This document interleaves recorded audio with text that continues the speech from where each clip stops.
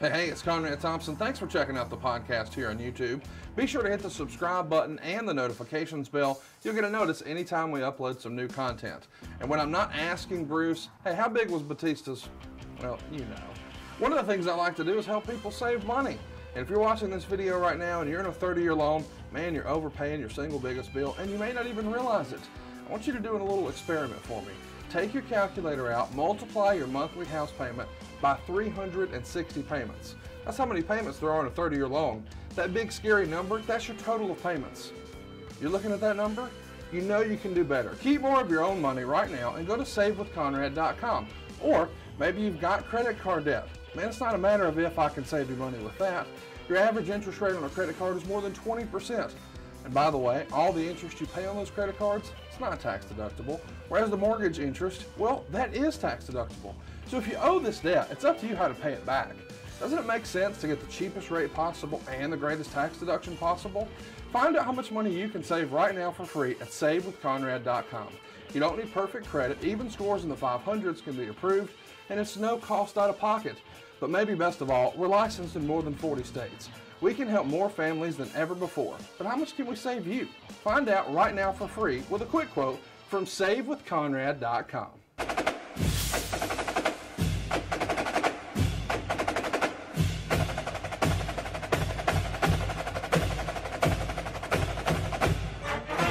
Hello and welcome to Grilling JR.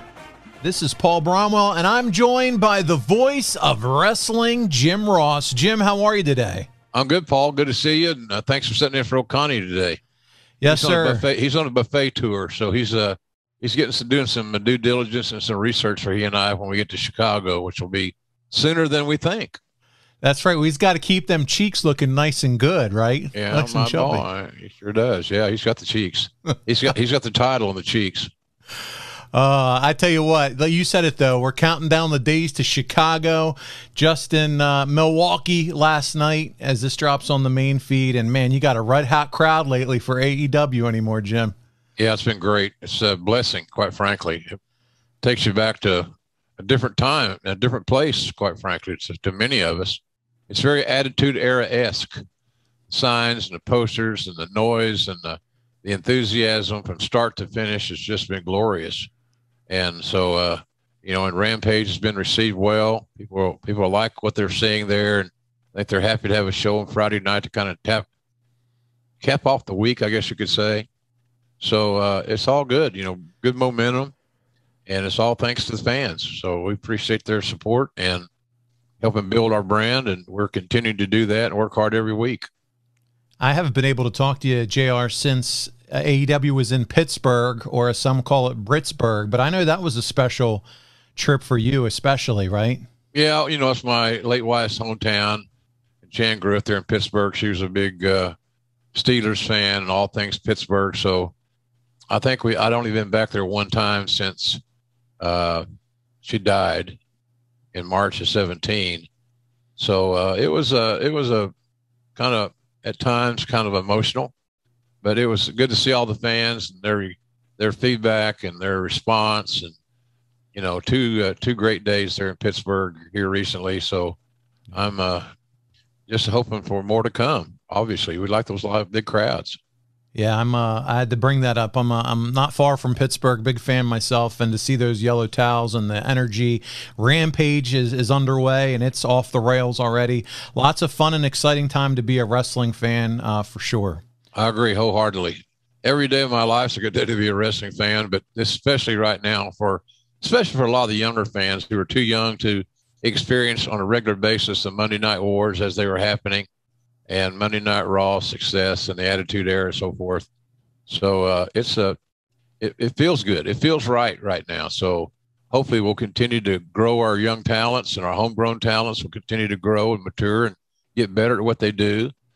And then you add a few of these great veterans to the mix to not only help us in front of the camera, but behind the camera as well.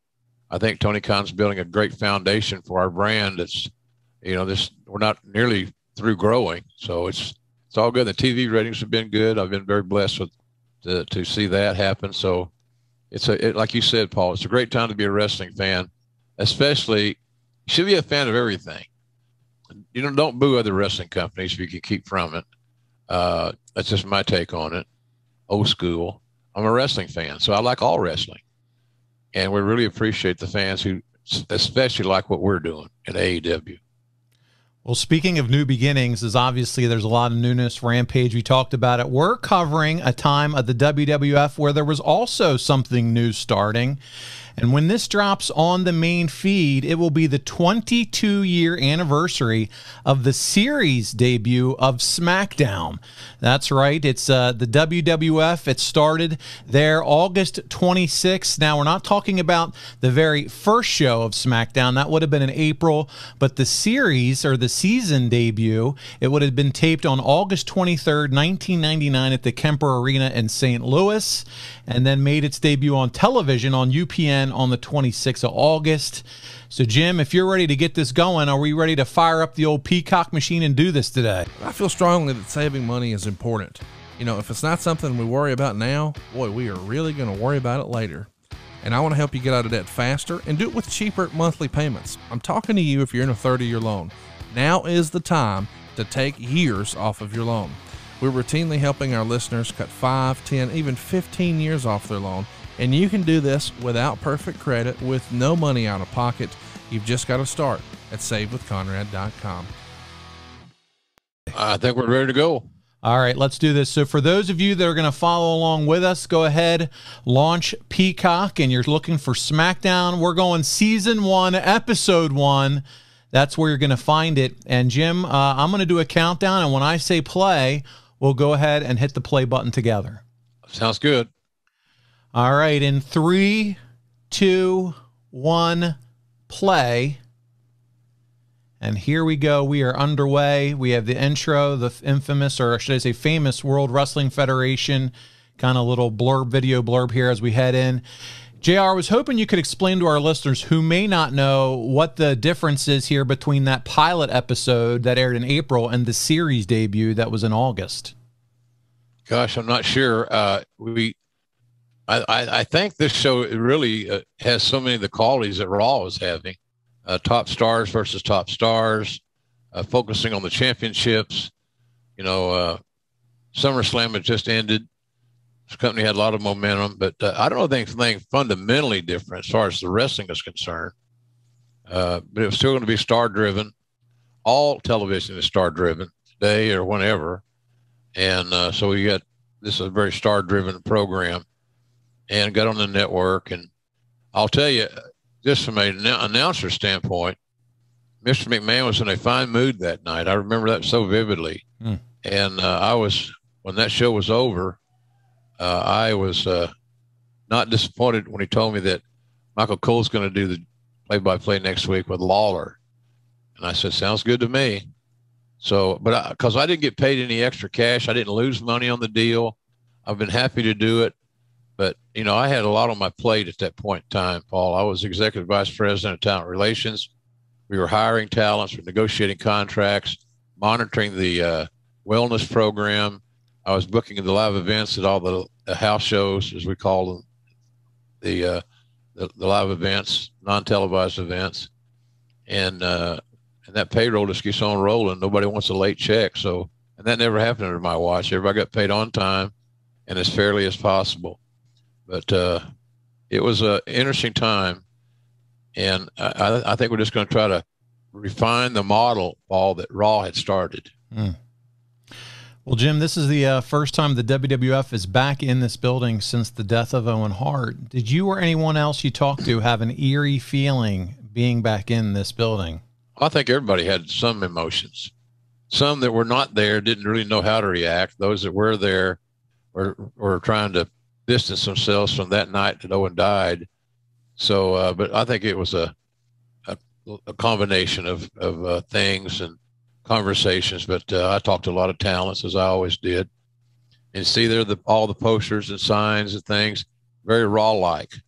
So the fans always made up for any ruffled feathers or hurt feelings or memories or whatever that were needed to be or need to move on from and go to, you know, newer ground. So it was interesting. It was interesting in that regard. So, but Lawler and I did that first show, we did it. We taped the show right after Raw the night before, and on Monday. This is on Tuesday night, as you said earlier. So that's kind of where we are. We just were ready for a new adventure, and to me, it was not unlike any other live TV show that I had done. It was all fine. It was business as usual, but the boss didn't seem to think that. So, JR, as we get into it here, it does. You're right. It looks just like another Raw crowd. Obviously, it's going to take some time for SmackDown to find its own identity. But how much were you a part of the progress of putting together this television deal, or was that done mainly by Vince and Kevin Dunn and that group? Well, I don't think Kevin Dunn had much to do with it. I certainly did not either. It was Vince and that side of the administrative table that worked that deal out, that TV deal out. So I'm not sure who was all on the team. It's been so long, but Vince had a good group around him in that regard, and he and his crew there in that regard were the ones that launched this idea. It was a no-brainer to me. We had enough talent to go 2 shows deep. It got us on network TV and not dependent on cable. That was a big deal. So in any event, I like what we were doing, and I thought this is and look, this brand launched all those years ago, and now it's in a better place than it's ever been, being on network TV on Fox. So it was the beginning of something big and new. Not only that, you said it's network TV, but in a few weeks you're about to announce that you're going public. Yeah, well, there's a lot of moving parts right now in this thing, and of course, one of the centerpieces of those moving parts is Triple H, and of course, Chyna there with him in happier days. Good to see her smiling, because she had gone through so much maybe some would say self-inflicted wounds. I'm not sure if that's the right definition or not. But when they were rolling out the star power early, there's Rock looking on, and you don't get much bigger than that. Yeah, for those that are following along, Jim, where you at time code wise? Just make sure we're all synced up here. I am at 5:38. All right, perfect. We're synced up perfectly.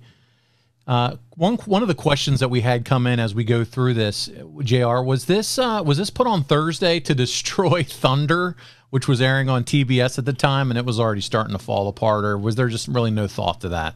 I don't think there's any thought to that, a significant thought. There may have been some casual discussion, and if we go on Thursday, we might influence audience to move from Thunder to our show.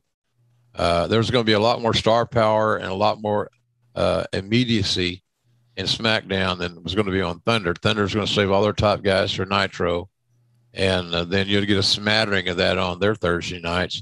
And here on our Thursday night, you're going to get the best we got. So, and that starts off with our champion there, Triple H. So, and he's really coming into his own here. I said this many times, and Conrad and I did a Grilling JR on him, and I think he gets a bad rap sometimes.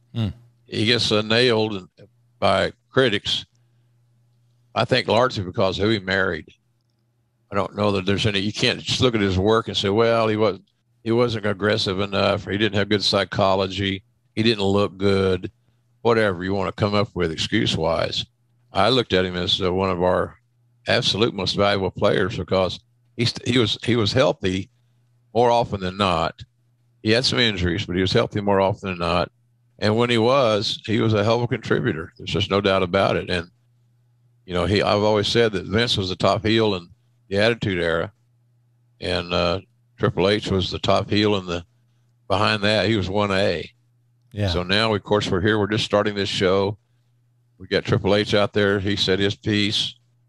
And then now here's Dwayne Johnson, as he is now known. And that's a good way to start the show. It's a lot of star power. Absolutely. We're coming off Monday Night Raw after SummerSlam, where Triple H had broken your arm, Jim, and won the title for Mankind. Did you remember you're actually at ringside doing the commentary with a cast on? Yeah. What a pain in the ass that was. Pain in the cast. It was just, I remember. Look, it was I look back at it, and it's hard for me to identify with that a wrestling announcer can get so quote unquote over to a lot of the public that you would do something like that to further along your champion's angle and to influence the championship as it was. I always was uncomfortable in those roles because I always felt my role was best suited to describe what the audience is seeing and not take any TV time away from the talents. They're out there trying to get over and help us to subsequently draw money. And I never thought announcers drew money, and I still don't. But in any event, we got this thing started off in a good way, and my launch with Smackdown lasted 1 week. So let's talk about that a little bit. So this is directly from The Observer. Meltzer says, Ross and Lawler did the first week on SmackDown after WWF originally had announced Cole and Kelly would be doing the show, and the second week was Cole and Lawler. McMahon made the call basically at the last minute because he wanted more back storyline, figuring a lot of viewers would be watching the new show and figured Ross, with his experience, could pull it off better. Were you excited to be part of the debut but knew that you were not going to be on the show for long, considering you had Michael Cole right there, or was this something you opted out of over time? No, I was fine with it. I was fine helping out. And, you know, you get called out of the pen, you go out there and try to get your outs. And do your job. But I never went into it thinking this is going to be a short-term deal, and sure as hell didn't go into it thinking, well, you'll get a week of this and you're out. Again, it wasn't a contractual issue. It wasn't anything about money. Vince just wanted to hear a different voice. He'd heard a lot of JR. And, you know, as everybody knows, he's not big on Southern voices at times. So I had no issues with it. It was a blessing in disguise for me, to be honest with you. Big time. So no, I've never looked back on that 1 week's experience as a negative one. I can always say I was the host of the first SmackDown. That's right. And that's what we're watching right now. Yeah, this SmackDown here is taped the day after Eric Bischoff, who, by the way, recently talked about this on 83 Weeks, goes into the WCW locker room and realistically blows it up. He's shitting on people left and right about their actions in the media and their attitude, and basically offers up anybody to get their release. Supposedly, some of the wrestlers even call Terry Taylor while at Nitro. What did you know about this, and what do you remember hearing about this, if anything? I heard about it way after the fact. Okay. Paul. You know, the night of the show, I didn't hear anything. Obviously, I was a little busy. Then you catch up with the newsletters, you know, Meltzer's stuff, and because Dave had better contacts. Dave was looking for information. That's what his job was, and is. I didn't want the information unless it affected booking or payroll or something along those lines. It didn't affect me. So I wasn't overly concerned, but I know that the talent WCW saw this starting another show would potentially give them the opportunity to get on the team and play and make money. Yeah, it was reported that guys like Raven, Billy Kidman, Conan, and Rey Mysterio all asked for their releases at this point after that meeting. So that wouldn't surprise me. That sounds like it's a succinct list, but I'm sure they weren't by themselves. So as we're watching this diatribe here, this back and forth, let's talk about the set. It's interesting. It's somewhat different from Raw, as Raw is all angles and lines, while SmackDown has all its ovals and curves. Hello, curves. Do you know who came up with that change as far as the change of the look and concept? Who was kind of in charge of coming up with this new look for set designs? I think the same guy they use now. I'm trying to think of his last name. His first name is Jason. I think he's from Tennessee. Okay. And he's been there a long time. So Jason was more, and I'm sorry I can't remember his last name, but I think that's he's been the guy for set design for way over 20 years. We are at the exact end of Vince Russo's run here, as he's only with the company for a couple more weeks. Did you see the exhaustion and burnout on Russo at this point as you think back to this time, Jim? Well, stress. You can see he was under a lot of stress. You know, he liked to be the only cook in the kitchen as best he could. And that's not unlike most bookers or whatever you want to call them. He didn't want to have a lot of people seasoning up his soup.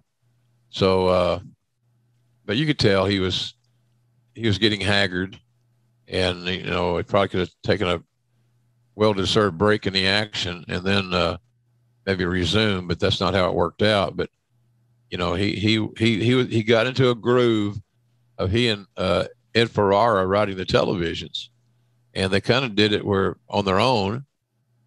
And more often than not, they did a hell of a good job. But they certainly ran it all by Vince. It wasn't like they didn't have a filter. They did have a filter, and Vince approved everything that went on the air. So, but you could tell Russo was getting a little. He was it's one of my favorite dishes. He was experiencing the burnt end philosophy.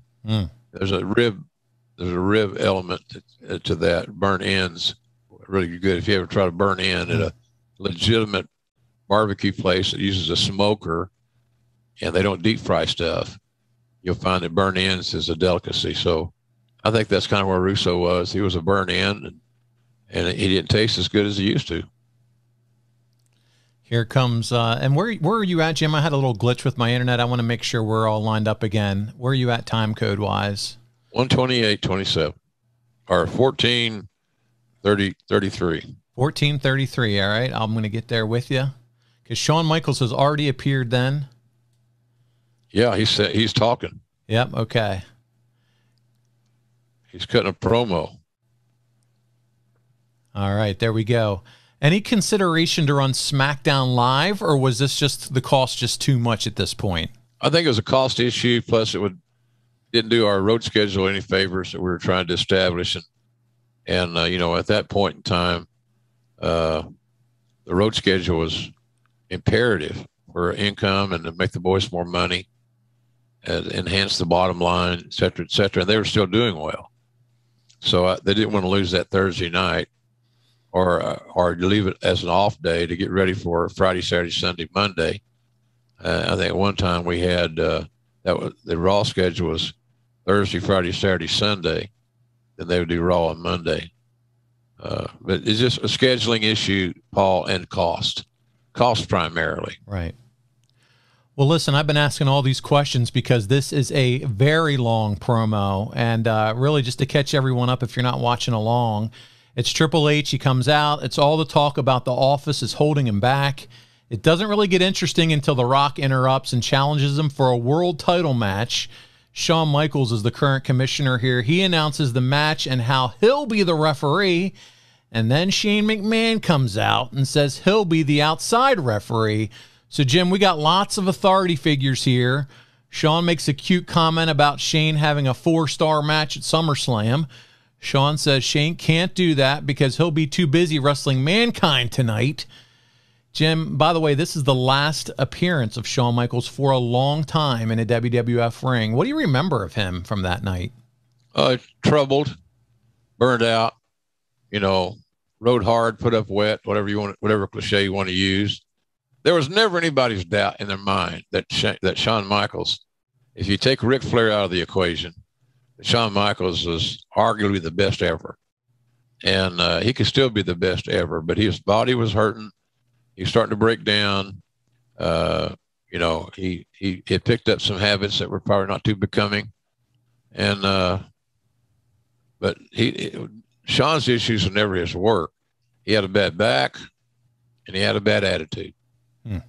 And both those things needed to be fixed. And luckily, when he went away for 4 years or so, he came back and things had been repaired to the level that he could function in a positive way and be a positive influence to the other talents there. Because when he left, he wasn't the most popular guy in the locker room. So, and now, as you see, he's working in NXT. So he's doing exactly what I envisioned him to be able to do. And I went down and tried to talk him to come back to work. I never talked to him coming back to work as a wrestler. I talked to him about coming back to work as a contributor and somebody that could really help these kids, because I knew that Shawn, being the showman that he is, would have been very happy to do that role and be good at it, but then get the itch And if we got him in the gym, you got a whole lot more chance of getting into play. So I thought it was a risk worth taking. And I remember when we brought Shawn back, a lot of guys come to me and said, "Why did you do that? He's always been so negative." Well, they didn't know him before that last period of time. So anyhow. Well, and two, it's not when you see Shawn Michaels back and with the kids, working with the kids in NXT, and guys, those are the guys that you want to see be able to leave their fingerprints on the young wrestlers. As far as they brought a lot to the game, they knew how to do it, they knew how to draw a reaction, they knew how to get it done, and to have someone like that be able to put their fingerprints on today's generation, you can't ask for much more of that. If I was coming into the wrestling business and was told I get to have Shawn Michaels as my coach, are you kidding me? Oh yeah, and we have a similar issue in AEW, Paul. We got Jerry Lynn, yes, got Dean Malenko, got Billy Gunn, Christopher Daniels. We got a lot of good trainers. I'm probably leaving out somebody, but we also expect Mark Henry and Paul White and other veterans to take their place in that line of being a mentor. Like Chris Jericho's a mentor to about 5 guys. All his people in his faction, and plus he's in charge of his own creative. So we try to maximize everybody's skill set. If you're one dimensional and the only thing you can contribute to right now is in the ring, then cool. But a lot of our guys want to do more. And once they see how their creative can be influenced by themselves and not the mind of a writer, because we don't have any writers. So anyway, that's where we are there, and that's what's coming up. Not bad. Yeah, we had Mankind come out. There was a brawl with The Rock. Mean Street Posse came out. It was a slobber knocker, as you would say, Jim. And that 15-minute Triple H opening promo segment is over.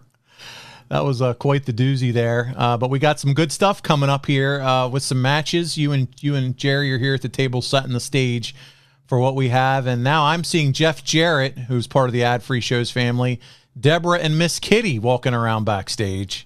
Yeah, Jeff is, he's Conrad's favorite, Paul. I've heard. Yeah, he is. It's quite the yes. It's quite the love affair between. Go on, please. This is fun. Two very heterosexual gentlemen who have a unique friendship. Yeah, they think they sing "Simply Irresistible" to each other now for the Robert Palmer song. So yeah, I know. I know that. Okay.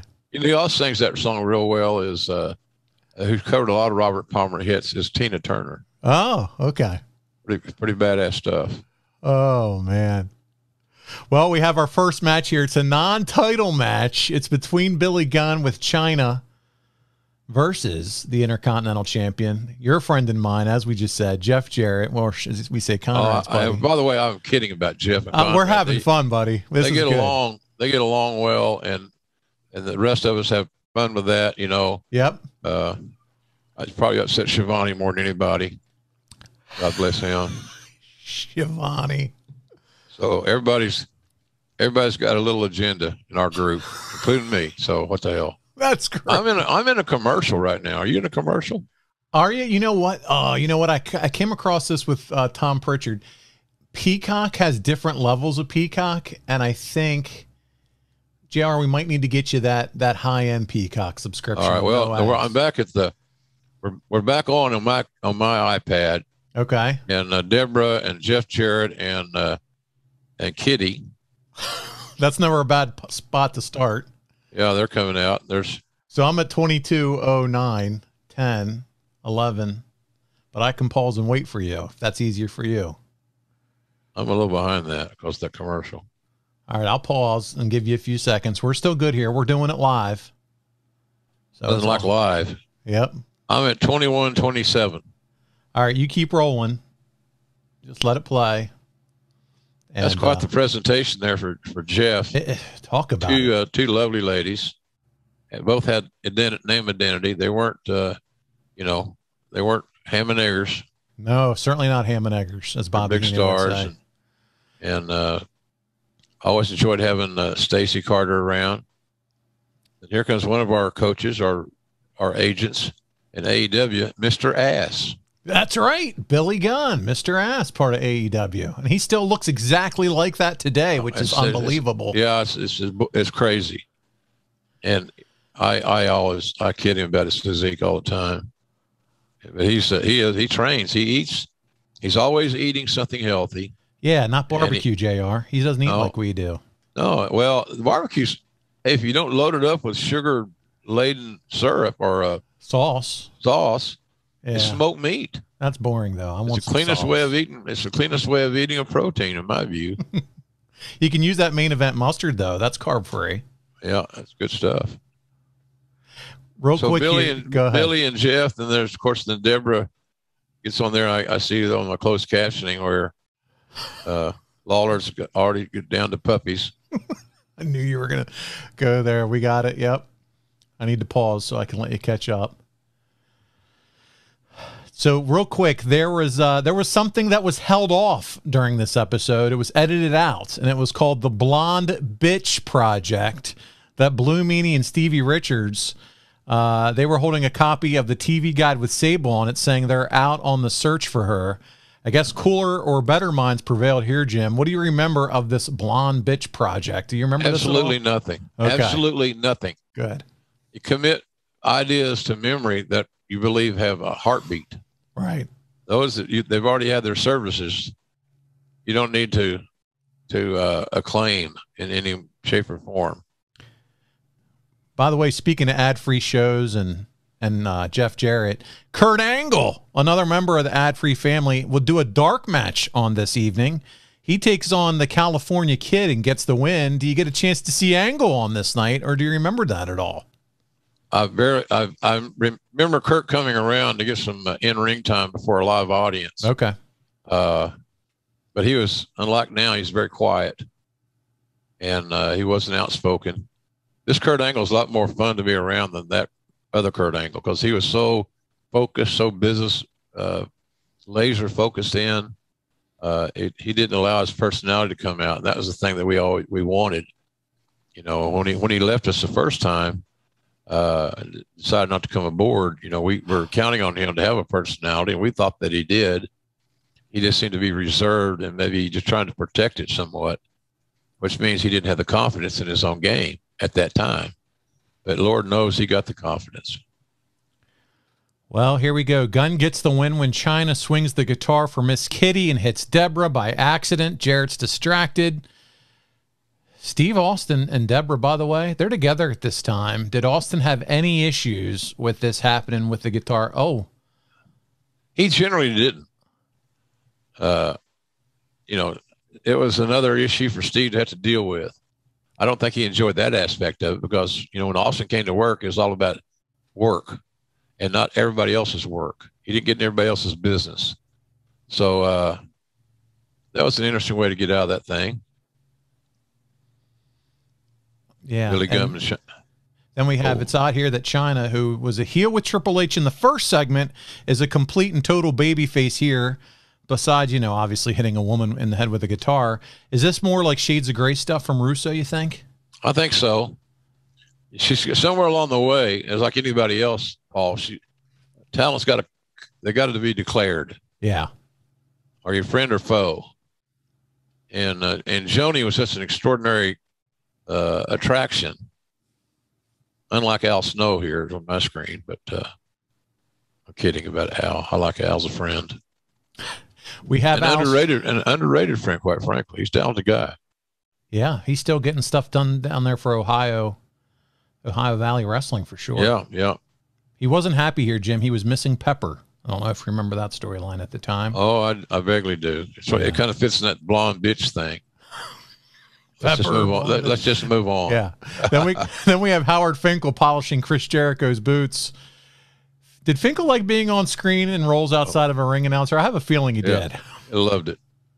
God bless Howard. Howard's such a wonderful sweetheart of a human being. So Howard would do anything for the WWE. I don't know of any employee. He's the first employee Vince hired. But I don't know of any employee that was ever as loyal as Howard Finkel.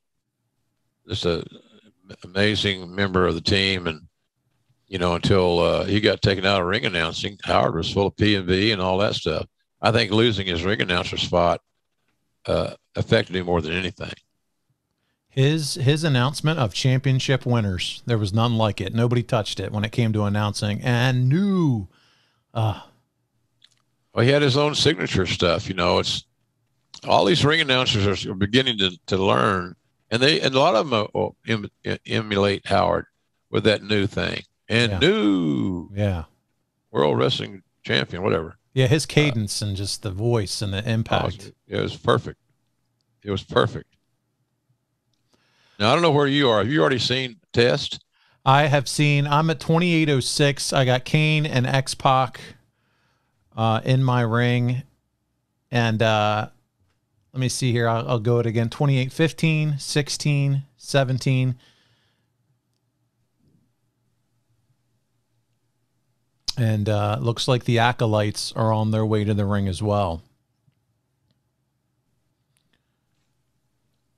And we have an interesting match, by the way. It's Undertaker and Big Show. They're going to defend their tag team titles in a three-way against X-Pac, Kane, and the Acolytes here up. Are you doing okay over there, Jim? This is the problem when we do watch-alongs. We're on separate internets and everything else, so sometimes it can be a little tricky. I'm at 2909. 2909? You're a little ahead of me, but I'm there with you now. I just caught up. Big Show just put X-Pac, and they're doing the highlight package here from last Monday. Nice little, I like those packages because they kind of refresh everybody's memory and bring the storytelling up to, and now we're here. And so there they are. It allows the casual fan who, and I don't even know, was this even DVR days, who may have missed it, to finally to know what's going on here. I don't know. It might be. It's close. Yeah. Big Show. Paul White looked good in AEW the other night. This little piece of business he had with the QT Marshall and company. Paul has obviously lost a lot of weight. He's watching his diet. So many of our guys, I noticed, they bring their own. They bring their own food, and it's not like they go through the drive-through at the Whataburger. They're bringing those prepackaged meals and things like that, high proteins, you know, low carbs, and all that stuff. Because those guys are always hanging around the microwaves when they can find one to warm up their lunch or their dinner. And he's one of those guys that's bringing his food, trying to watch what he eats. Big Show, man, he looks like he's probably in some of the best shape he's ever been in at this point. Yeah, I think so. Holy cow.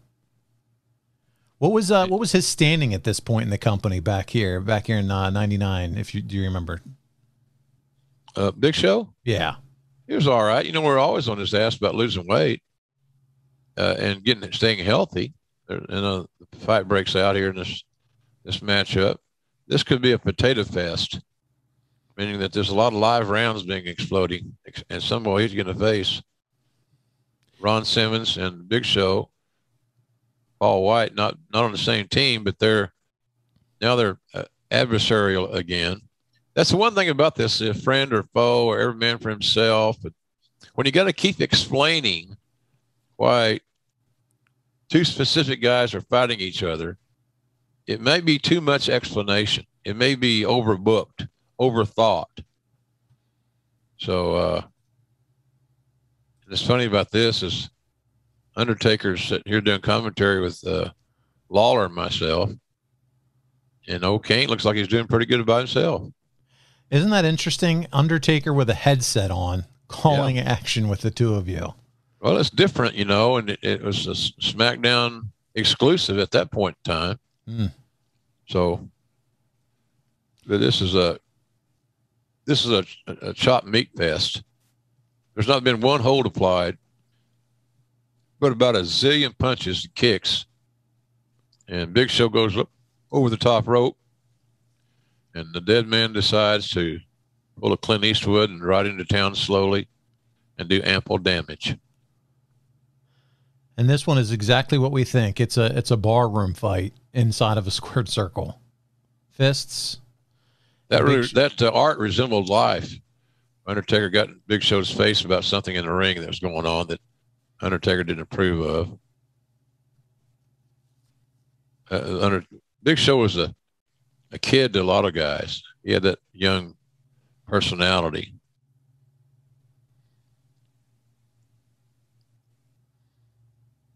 Bradshaw and Simmons trying to get Big Show down, and I think that one kick, he didn't even feel it. Big boot from Bradshaw to X-Pac here. All veterans in the ring together. All these guys have been doing it for quite a while, and it can be fun to watch here. But in terms of pride, and we're going to see the close here, and they're going to lose to a one-man team essentially. I guess they would all be okay with that, right? It's all in the terms, all in storytelling. All these guys got along well. They all were understood that cooperation was imperative to having a good match. And this good match is about to end, I'm guessing. You can, yep. As someone who's watched it and been a part of it for so long, Jim, I know you're able to pretty easily see when something's about to wrap up in terms of a wrestling match. They've had a nice flow here. Yeah. Paul. They've connected their dots well.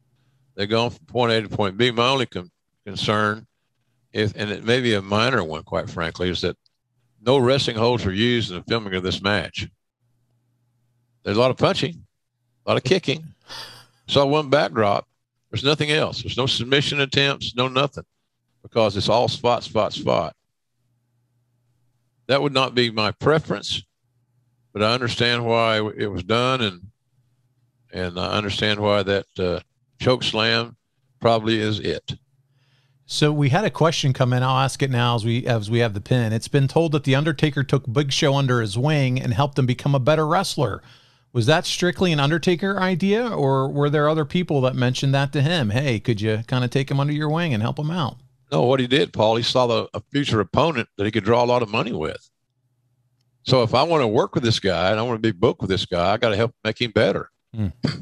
So that our matches, whether it be singles or tags, are good. They're main event quality. So that's what Taker was doing. He was just, and it's not being selfish. That's exactly what he was doing. Well, that one came to us from Jeremy. Precy's the top guy. Thank you for the question, Jeremy. But that makes absolute sense. Build him so he can become a really good opponent. And here we go. We have Tess backstage. He's pacing around, moving right on from one angle to the next. And there's Stephanie, young Stephanie. Well, it's amazing to see. It's like a who's who on the show. Hall of Fame level guys, big stars. I'm watching Big Boss Man come to the ring right now. That's correct. He's Ray Traylor making his way to the ring. He's now kind of morphed into the not the old school Boss Man, but he's wearing that kind of SWAT team style suit. You know, Ray was one of the few guys that trained with using road work. He used a lot of road work in his workouts, and I think that did for him was that it gave a 300-pound guy some cardiovascular endurance, and as part of their strength of their game. But Ray was a very popular guy around the locker room, very well liked by everybody. You know, I first came across him. He was Big Bubba. Yes, Big Bubba Rogers, and he had those matches in UWF with Dr. Death Steve Williams and One Man Gang and those guys. That was quite the time. Cowboy loved it. Cowboy always said there's nothing better on your roster than an athletic big man. And so somebody's going to say, oh, that's where JR gets his passion for these big guys. It's not that I don't like small guys. It's just that I know that human nature tells me, and the track record tells me, that people are fascinated by athletic big men. And I'm not saying they're not fascinated by athletic smaller guys. Right. But just something physically imposing about a big guy, and then one that can move. Yeah. It's big as money. Yeah. Well, at this point, Boss Man's threatening to do terrible things, JR, to Pepper if he doesn't get a hardcore title shot. Yeah. You can say a lot about how dumb and stupid this angle is, but, man, Big Boss Man is great in this role, isn't he? He just does a good job. He was. Here. Considering the material he had to work with. The song he was singing wasn't so great, but the lyric that he provided was pretty damn good.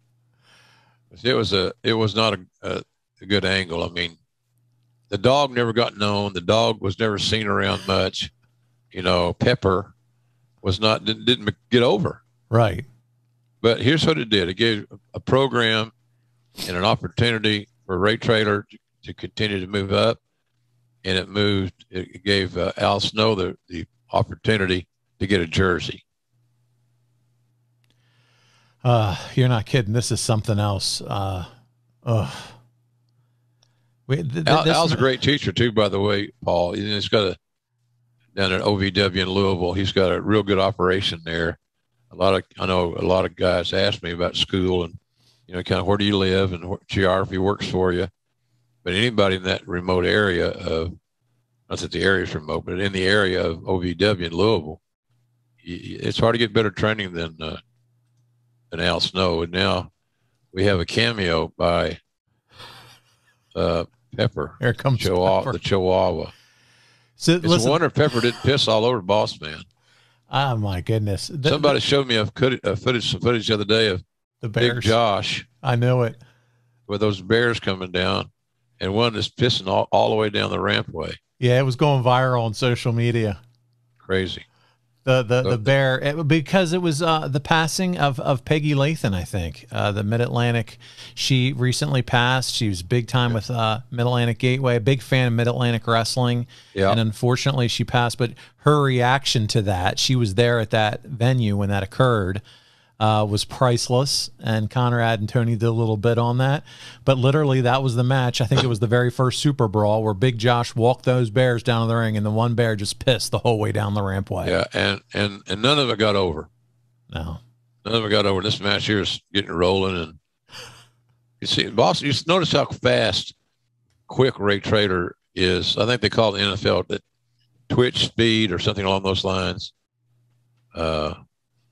But Ray's was an amazing athlete. Lost a lot of weight. He did. And a lot of that was because he started running a lot. And a lot of guys don't like to run, especially guys of Ray's size, because they feel it puts too much pressure on their knees. Yeah. Yeah, definitely. Running is not now that they have the elliptical and some other options. When you think about exercise, I don't think running might be one of the last ones I know I would look forward to doing. Lauder had to hold the dog. We found out in the pre-show meeting. How come I got to hold the dog? I don't know. You look like a dog person, I guess. They had a little black muzzle on it, though. Oh, yeah, to make sure it didn't bite anybody. Those massive teeth. So ultimately, Boss Man's going to get the win here, and he keeps Pepper. And unfortunately, I can't even believe I'm about to say this. This means that it's going to lead him to cooking Pepper. When does this bleed into bad taste, in your opinion? Oh, it's already that's already left the office. It already left the barn. Without a doubt. Yeah. Having a Chihuahua, you don't do angles on pro wrestling shows with animals or children. Right. And we played that game. Ray had to shove that ladder off his face or to punch him right in the teeth. While we're watching this match, Jim, I'll ask another fan question while we do this. Quick question from Kurt here, Kurt Zamora. He says, did you get any comments or complaints from talent about this new show basically being named after The Rock or one of his catchphrases, Smackdown? Not a lot. Some just were jealous. They didn't complain in front of him, in front of Rock. Nobody complained in front of Rock about the show being named Smackdown. So, and as it's worked out, it's been a perfect name. It's been a great name. Mm. You could think of 20 other names, but why not Smackdown? That's my question to you. Yeah. Why not Smackdown? Is something better on your tip of your tongue? I don't know. Nothing strikes my mind. Yeah. Fortunately, other wrestling companies were still able to figure out names for their shows down the road, and they seem to work too. So sure. Here we go. The continuation. We have an X-Pac Kane argument as they head down the walkway here. Good storytelling. It's putting an end. It's putting a period to that thing, at least for now. And then now here comes Chris Jericho. He's about to. Go ahead. Jericho's mindset, his cockiness hasn't changed. And you'll see it every week on AEW, you'll see it right there. Now, poor Al's looking for Pepper. And he's running like a scalded dog, no pun intended. Try to find Pepper. So listen, JR, and I know this is going to be hard to believe, but this is the case here as they're now coming back out of commercial. We see Triple H and The Rock backstage. But what we are about to see here, talk about, is Chris Jericho's in-ring WWF debut. That's right. The guy who went toe-to-toe with The Rock in his debut promo is having his in-ring debut happen on the first Smackdown. He's going to face Road Dogg. And by the way, Road Dogg's presentation is just a little different without Billy. Yeah. But Brian's got a chance to shine. Brian Armstrong, Brian James, and he deserved the opportunity. And he came through. You know, he has good DNA in him. His brothers have all been good for the pro wrestling business. Certainly their dad was an icon, Bullet Bob. Bullet Bob is the epitome of the great Southern baby face, what they look like, what they sound like, how they carry themselves, everything. It was perfect. Bullet Bob was just perfect. And what a way to come into wrestling and getting to wrestle, like you said, Brian James, who, again, that family, the Armstrongs, had the background. Should be a fun match here. Yeah, Jericho was just, he was lit before he debuted. You know, the way he interrupted The Rock in Chicago. You know, I know we do a lot in Chicago with AEW, so many events. They sold so many tickets, AEWtix.com. Our pay-per-view is going to be there. It's going to be fun. Yeah, that's coming up just in a matter of days. Sunday, September 5. I'm not wrong. No, you're not wrong. It's all out. Let's listen a little bit of him here on the mic. How about you, JR? You like it doggy style?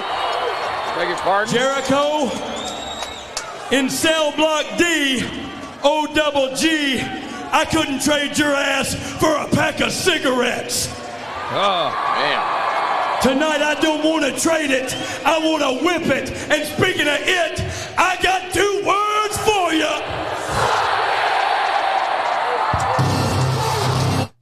There we go. Hot on the mic, crowd's into it, and here comes Y2J. Yeah, the lighting effect here was special. The music was special. Pyro was special. From the get-go, that presentation helped make Chris Jericho special. And it proved, too, that, you know, he could hunt with the big dogs. Vince's only concern with Jericho was, and I'm sure that came from some of the guys, you know, Vince would share who we're talking to with, that he was not, you know, he wasn't 6'3" or 4. And he's, by the way, he's still not. But his personality is. Yeah, he's one of the best in the world. One of the best, absolutely. He's one of the best in the world. You can't judge a wrestling star by inches or pounds, because we all know guys that we can reference that were not considered giants. They were not Andre-esque. And Jericho's 5'10", at best, maybe 5'11". But who cares? You forget about it. He wrestles big. And he was a bright young face, good-looking kid, great shape, student of the game like he is now. If you like any of the stuff that Jericho's been doing on AEW, he creates that content. And I think that's when we get guys that are looking to come here, they get a chance to talk with Jericho. They hear that, hey, this is a place you can go utilize your own ideas. And I think that's fabulous. Too many guys just show up like a cabbage, all head, no rear end, as the Junkyard Dog used to say, and they're not willing to risk creative ideas because they don't want to be subjected to potential failure. So there's the babyface shine, I guess. Well, I don't know. I don't know who's the babyface or the heel is in this match. I guess Road Dogg would be the heel. Yeah, the way that Chris Jericho's carrying himself, he kind of has that cocky look to him as he's looking at the crowd. It feels like Y2J is the heel, especially, I guess, coming in against The Rock with his first promo. But you're absolutely right, Jim. I mean, I think with the skill set in the ring and then the way they conduct themselves on the mic, I mean, would you agree that you're able to overcome a lot in terms of height and things like that if you can present yourself that way? Absolutely. Yeah, it's not even a good argument. Well, he would have been a great player. He'd have been a great talent, but he was only 5'10". I've never heard anybody say that. There's good old Howard. Howard was taking that guy's place at WCW. What was his name? Rufus. Rufus, yeah. What did you think about that? Whose idea was that to have Jericho kind of pair with Howard at this point? I think Jericho. I wouldn't be surprised that wasn't Jericho's idea. Howard jogging off triumphantly. So real quick, while we're watching this one go down, some more from the Observer here during this time period as we're going through our research here. And a lot of fans actually ask about this. Titan officials weren't happy with Vic Grimes. He told friends that he couldn't punch good in the suit they had him wearing, and he slipped off the ropes wearing street shoes instead of wrestling boots. Anyway, he wasn't at the tapings all this week, and the character may have been dropped for now. We know Vic Grimes would go on to ECW, but his brief appearance in all-white suit and his supposed name of Key being a drug reference. What was the story with Vic, and why didn't it work out for him? Well, we thought he had some Mick Foley characteristics, kind of a brawler, out of control kind of a guy. But he brought with him a lot of indie wrestling habits. You know, you don't go out there for a big TV opportunity in shoes that are going to make you slide around like you're on ice. A lot of little things like that. You know, socially, he didn't fit in real well with a lot of guys. I don't know exactly why. And I hired him, but I don't know why you know, it was because Russo and Ferrara, and then they convinced Vince that they could do something with this cat, which is fine with me. Look, if you see something in somebody and you want me to hire them, and we get the blessings from the old man, I'll get a deal done. That's what I did with Vic Grimes, thinking that he was going to be a keeper. Unfortunately for him, he wasn't. He didn't connect well with the audience. A lot of the same things I said about other guys that didn't get over. None of this have I said anything about his attitude or his work ethic or things like that. He just didn't connect, and he wasn't unique enough to quote unquote get over during that period of time. You gotta look at the talent we've already seen here today. Sure. I mean, hellfire, these are some stars. And Road Dogg showing how good he can be. Jim, he was making good money then too. I'm really happy. I was really happy for Brian. I think some of those Attitude Era years, he told me he ended up buying a farm or a ranch, or he bought some acreage. I know that. It's funny, you can talk to a guy. Bobby Jaggers used to tell me about his ranch in Kansas. And then when some of the boys showed me some pictures of it after visiting him, he had a double wide on a lot. Oh, man. And that was his ranch. Yeah. To each his own, right? Yeah. And there's the Dudleys will need some money out of that deal. Broken table, and that's it. That's a disqualification. What'd you think about this wrestling debut? Overwhelming, underwhelming? What were your thoughts? Well, I thought that we should have paired up Chris with someone that the company felt good enough about losing to Chris's finish. I think a guy debuting should certainly get his finish in and established. And maybe that's what Chris is doing by holding on to the walls of Jericho for so long, much to the dismay of the battling Irishman, Timmy White. He's working, referees. Isn't he? Oh, yeah. Look at that group of referees there. Corderas. Mike Chioda. He had a little hair. Sarge in there, looked like. Gotta give Sarge was from behind. Looks like you're wearing a yarmulke. A big ball spot. But there you see, those are good refs. Those are some real good referees. You know, Teddy Long's in there. I think young Hebner was in there. I thought I saw young Brian. Yeah. And Timmy White, as I mentioned. So that was the interesting debut for Chris. Now I'm back in a commercial break. Yep, it's a pause here with a talking dog to someone wearing a State Farm sweatshirt. Oh no, you got. I'm already back into the card. I'll hit pause. Tell me when you're out of it. All right. Yeah, so we're doing this live, everybody. So we're doing it live, buddy. It's not like we had a dry rehearsal. And that's all right. You know, we had catering and. No, that would have been good. Yeah, we had a catered podcast. I'm in on that. How can we make that happen, Conrad? If he was here on set, yeah, we'd have food. At least some Miller Lights. Yeah. And I would have backed it up 100%. Are you back yet? Let me know when you're back. Very close. Right now I am. I'm back now. All right. They're showing the replay. Yeah. And I believe I'm going to unmute it here because I believe we're going to get a little fun. Let's see what's happening here. How easy it can be. You see how easy it is for the Y2J to be dominant in this ridiculous company. Do you understand? Gotcha. Do you get it? Absolutely. Okay, look. Look at this. Oh. Look at this guy. Yeah? Look at this idiot.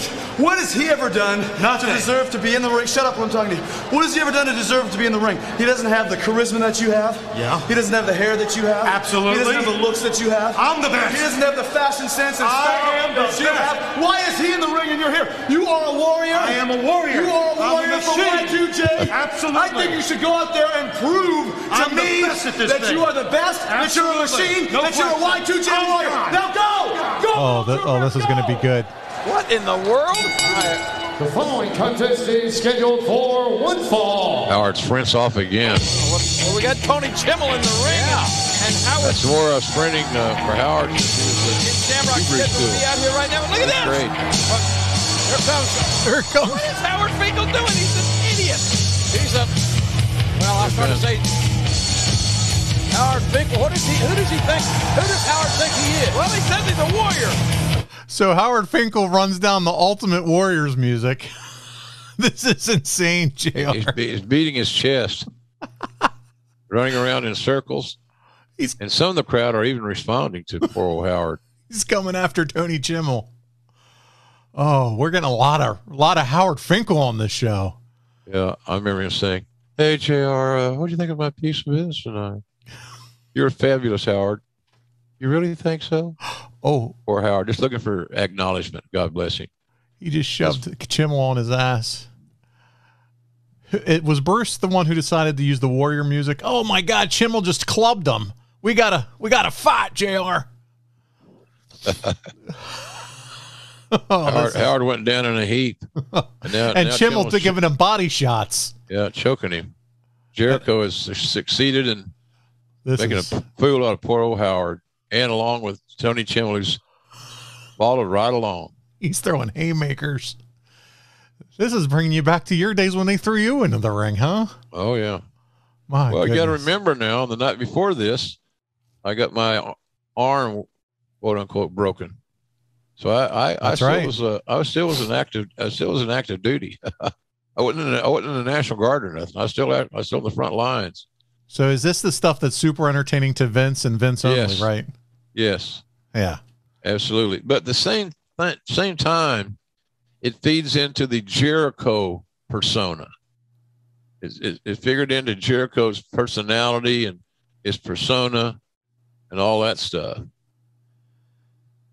I got to admit, though, it is fun. I know we give Vince a hard time like he loved this, but to see two guys that aren't supposed to do it do something like this, it's a little bit entertaining. It was entertaining. Yeah. But see, here's the thing. Here's the key about that. It's fine if you don't see it every week. Right. You know, I'm not interested in seeing it every week. I'm interested in seeing this guy every week. Ken Shamrock. Yeah. Ooh. Yeah, he's a beast. Oh, look at that. How convenient. Jericho and Shamrock bump into each other. And oh my God, Jericho is sending Finkel after Shamrock.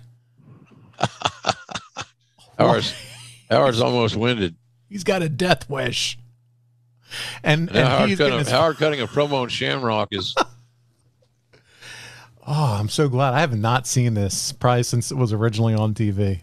Howard's done a good job of selling here in this interlude. It's the Howard Finkel and of course, show. His back's turned, and Jericho, being the heel that he is striving to be, did an unfair advantage and something very, very dirty when he spat all over Shamrock. And Howard, again, is running up that ramp more times than he ever thought he would in his entire life. Then there goes Shamrock like a jet. So this angle ultimately went quick as Shamrock was not long for the WWF here. Was the hope to put Jericho over strong on Shamrock to get him going, you think? I guess so. I mean, it was a quality win. Yeah. But there's ways of doing that to where, here's the thing. When you say that in today's world, people would say you're automatically featuring a guy, you're slowing down his push, the almighty push. By the way, speaking of push, you can get those push shirts at boxofgimmicks.com and this shirt right here. I love that one. I'm going to add that one to my collection. Got to see some more of these in Chicago. Slobber Knocker as F. Yeah. AF. Yeah. There you go. Abercrombie and Finch. No. Abercrombie and Fitch for those listening and not watching along. And now Stephanie's in the ring. And she looks very school teacher here. Yeah, I was going to say that. She's dressed very conservative here today. She's got the teacher skirt and the nice, shirt up to the neck and the loafers. And here comes Test in his black leather pants, making his way down to the ring, showing off those dimples. And we're going to have a little bit of a interaction here, it appears.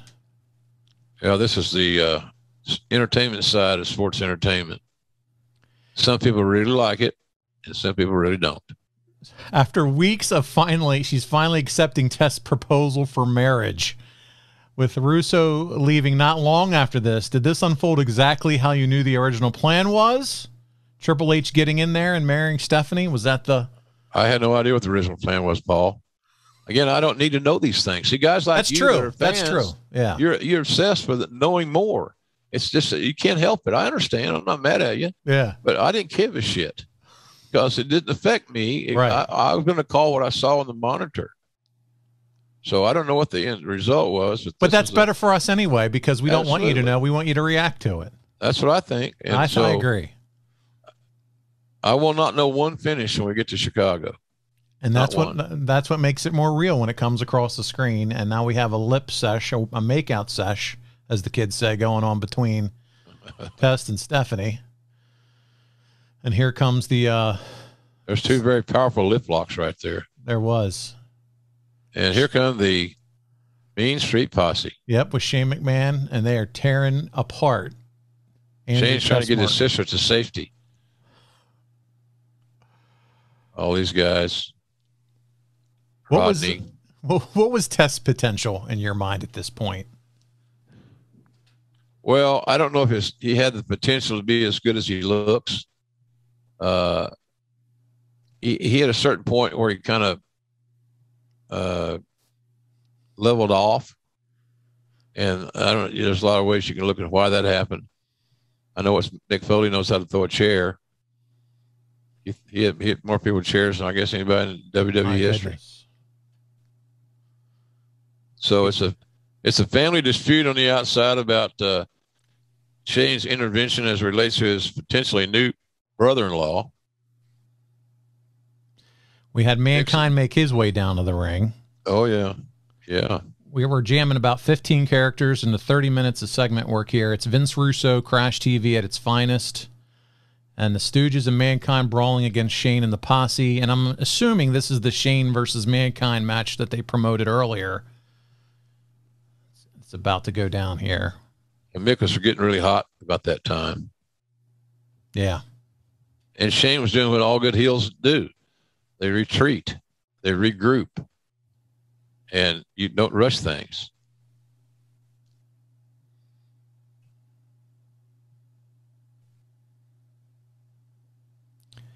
So now we're looking at somebody's head, and dents in someone's head is in Foley's steel chair. I guess you'd ask to delay the man. You got a perfect head print on the seat of a steel chair. Well, I'm going to bring this up now. I think this is a good point to do so. At the moment Smackdown debuts, you have the WWF with Raw and Smackdown Jacked and various other magazine shows. WCW has Nitro and Thunder, Saturday Night, and various syndication shows like Worldwide.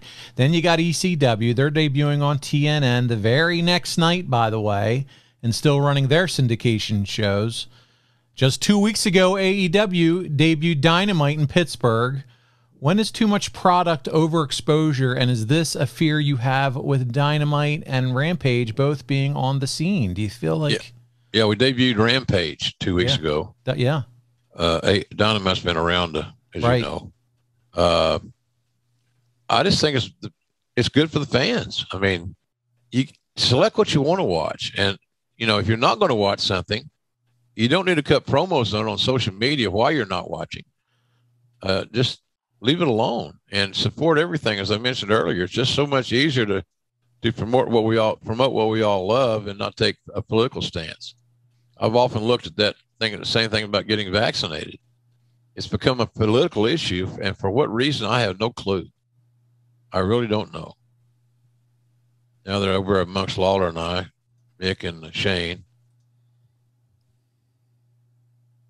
You know, Lawler would love to get involved.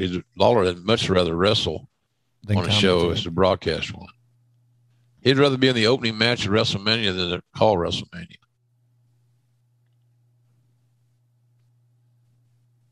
Yeah, the nice thing about Mick always made Shane look better than Shane's skill level was at that point in time.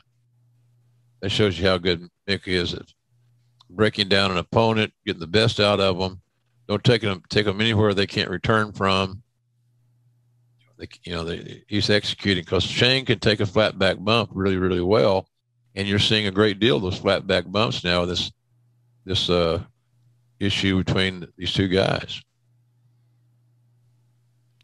Yeah, there's no doubt about it. Flat back bumps, and man, the guy became, and as continuing on in his career, just became known as a human highlight reel and a bump machine. Yeah. So much respect for that kid. Yeah, man, me too. You could tell he got good. He was taught well by the late Dominic DiNucci, who just passed away several days ago. That was Mick's coach. Now Tess is back up. He'll get a chance to become a hero and even the odds. Here they come. Pat Patterson and Gerald Briscoe, and they're throwing fists. Thing about it, Patterson, he was in his 60s here, I'm guessing, or late 50s at least. He can still throw a good punch. Pat was just a consummate worker. Now Stephanie's got a rear naked choke on Pete Gass, who lives here in Jacksonville, by the way. Oh, okay. Yeah. And then Tess coming back in. Shane dropping something, an arm, elbow, a fist on Mick. And somewhere the announcer saying, there's action everywhere. Then, of course, we're supposed to say, and this why this is Smackdown, or something like that.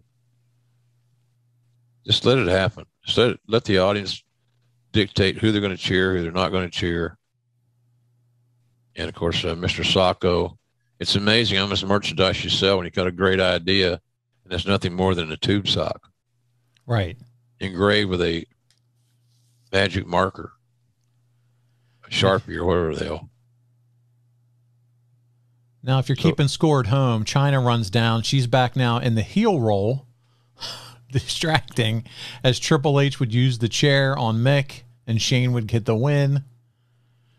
That's the crazy part, trying to keep up with all the creative here that's going on. And I think that's to my point earlier, talking about all the shows and all the content and keeping everything coordinated and flowing the right way. Probably a bit of a challenge. You know, Vince was upset that, that Lawler and I weren't telling the stories you wanted to hear, especially me, apparently. But he always knew that he could rip on my ass and I wouldn't care. But he dared not ever do that to Lawler, because Lawler did not take an ass chewing very well whatsoever and would not have been around long if that had occurred. Now, Jericho and Howard are leaving in a Taurus. The doors are locked. Jericho got away. Finkel did not, and I'm assuming at this point Shamrock has him. Finkel probably just shit himself. And the network debut on TV is off and running when someone shits himself, and that's exactly what happened as he fell down. Did you get to a commercial? Are you getting a little doggy treat commercial, Jim? Just got there. Got to another little commercial here. All right, I'll hit pause. We're fine. Oh, yeah, I'm at an hour and 6 and 42. So you let me know. What are we watching now? Is it State Farm or Dove? Dove. Okay. Now we're back. We're back. All right, let's get it going. They're talking to me about an energy drink here on SmackDown. 10-10-220. Yeah, that's me. Okay. So we'll write a line here, and I think we're going to get something interesting here. Showing a replay of last Sunday night at SummerSlam, and it's Triple H taking that steel chair to Austin all over those knees. Yeah, that's evil intentions. That's a very brutal game plan, what Triple H is doing with that steel chair against the beloved Stone Cold Steve Austin. And as you pointed out, what's smart, it's about the knees and the legs and all that stuff. Now we got Michael Cole chatting with Stone Cold. You want to hear any of this? Yeah, let's listen to a little of this. And Russell, after the match was over, the attack with the steel chair only made things worse. So I'm out of action here for a little bit, but I'll be just fine with some rehab here in a month and a half or whatever it takes. Hunter Hearst Helmsley has hell to pay when I get back. Steve, Triple H on Raw this past week begged to differ. He says you'll never, ever be the same again. Could he be right? I think that's a big bunch of bullshit. It ain't for Triple H to say whether I'm going to be the same or not. It's only up for Stone Cold Steve Austin to go out there and do the rehab and do what it takes to get back in that ring, and then I'll decide if I'm 100% or not. But I'll tell you this, and Triple H will know exactly how far along or how good this knee is when the bell rings and me and him get in that ring again for the WWF title. And I'll show him firsthand exactly what kind of condition that this knee is in, because I'll kick his ass all around that ring and take his little belt from him. And ain't a damn thing he can do about it. Now, Triple H has had this serious mean streak as of late, very vicious over the past few months. And many people say that you're to blame, that Triple H has taken a page out of your playbook. What do you say about that? Well, if he took a play out of my book, I think that's just fine, because I think I have influenced a lot of people. And nobody knows better than me that it takes a mean son of a bitch to get to the top of the World Wrestling Federation. So if he stole a page out of my book, that's just fine. The fact of the matter is he hadn't read the whole book. And like I said, when I get his ass in that ring, Stone Cold Steve Austin is going to beat his ass, and that's all I got to say about that. There we go. Yeah, great promo. Short to the concise, soundbite feel. Pretty cool stuff. We even saw in the highlight package it showed your injury from Triple H. I don't know if you noticed that or not. A bad day at the office. Well, here we go. It's Ivory. One of our unsung heroes. And they're showing some highlights here, and she's tugging and pulling at clothing here, I believe, against Tori at SummerSlam. Both Tori and Ivory were big resources and assets during this period of time. They were experienced in-ring performers, and they were unselfish enough to pass along their knowledge and their patience and their teachings to the younger ladies. And that was very, very important. Well, Tori had a great run in Japan before we got her, but she had some injuries that she was really unable to overcome. This is an evening gown match between Tori and Ivory, but Tori's not interested in having it because she's just wearing a shirt. Apparently, the stigma is that she's naked under this shirt. And is Vince Russo on an acid trip, or what's going on here? I don't know. Maybe he just likes scantily clad female I think that's been well documented. But we're on. It's clothes. Look how good time. Ivory is. Yeah, taking those snap mirrors with her hair. Yeah. Uh-oh. I hear clothes shredding. The dress is being ripped off. Tori's laying in some good punches. There's an eye scrape from Ivory on Tori. And who is our referee? None other than senior official Mike Chioda. Oh, Mike Chioda. Hell of a referee, I'll tell you that. He's a big part of the ad-free network as well. That's correct. He is. Does the mailbag every other Monday. And where I'm at, Jim, the dress has been ripped off of Tori, and she's down to the proverbial bra and panties, as they say. Yeah, Ivory's down to her under things. And here comes Luna. Luna has entered the fray and jumped on Tori's back. The longer they come, the crazier they get. That's right. And that match is over. Luna, by the way, excuse me, Luna's also one of those ones that that was a veteran that had to compromise her in-ring skills to help these other young women. So was there any with the move to network? Okay, so we're on network TV now. Was there any talk about toning down the product or worrying about advertisers at this point? I know the PTC, the Parents Television Council, and that's all about to start to take off. Anything on the show? I think we just want to be smarter, and not. I don't think this. I think this is I'm not sure, but I believe this was a PG show, and the Raw was rated R. So I think along those guidelines is kind of what we followed. Raw was going to be edgier than SmackDown, and it stayed that way pretty much. We had a backstage promo. Lillian looks like she's getting a quiz. She's absorbing all this information. She was the backstage reporter there. She looks oh wow, 22 years ago. Yeah, she worked her way up really well and did a hell of a job. And here comes Shawn and Dwayne. Shawn Michaels is about to make his way out here, and we're coming in now. Did it take you to a break again, or are we good? We're good. Okay. Al Snow's going to the TV truck. Yes, sir. Trying to look. He's still looking for Pepper. God bless him. And normally they hide Pepper in the TV truck. Al. There goes Test and Stephanie, and they're all being congratulated by Michael Cole and Jimmy Corderos and Earl Hebner, all being hugged and congratulated. And here we go. Shawn Michaels makes his way out to the ring in what may be considered the tiniest shorts possible. Attitudinal Shawn. Nobody's going to tell him what to do.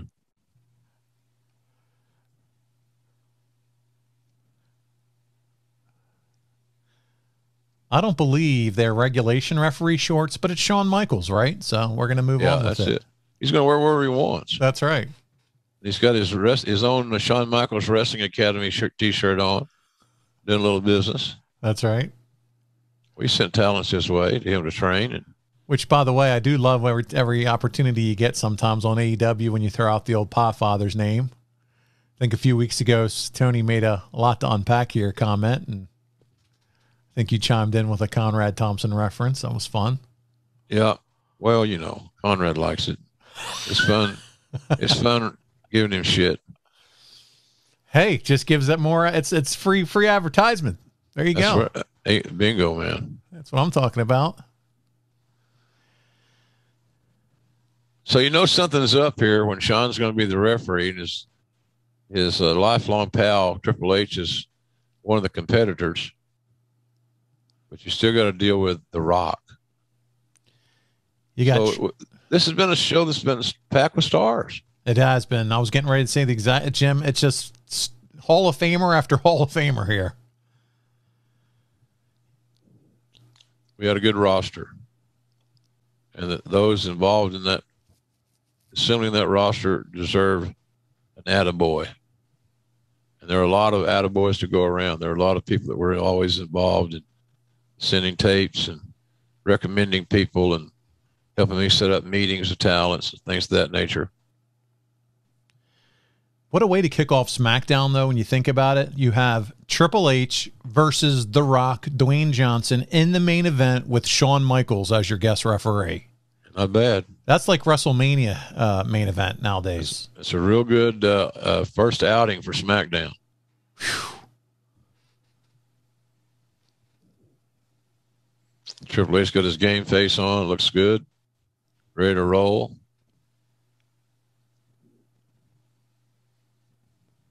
Well, let's do this, Jim. While we're waiting, they're doing all the big entrances, and now here comes The Rock. Let's go back to some fan questions here so we can get all those in this week.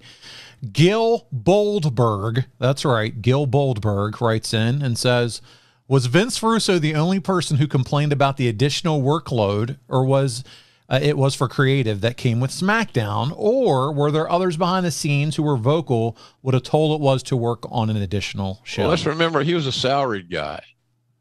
The talents that were working another show were getting paid for another show's wage. So naturally, they wouldn't have as much to complain about because they're making more money, and that's why they're here. So I don't know that the talent so much as if there was any complaining of the fact that somebody may have lost what was here for a regular day off or something. I don't know, but